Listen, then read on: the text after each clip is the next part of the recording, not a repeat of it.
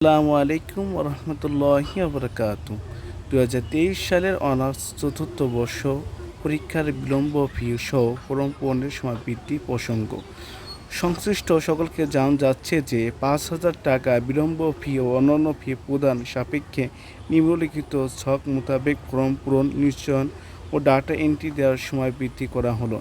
এরপর কোনো অবস্থাতেই ফরম পূরণ ও নিশ্চয়নের সময় বৃদ্ধি করা হবে না।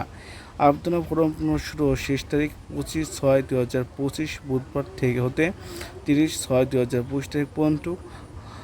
ডাটা এন্ট্রি নিশ্চয়নের শেষ তারিখ হলো 25/6/2025 বুধবার হতে 1/7/2025 মঙ্গলবার পর্যন্ত।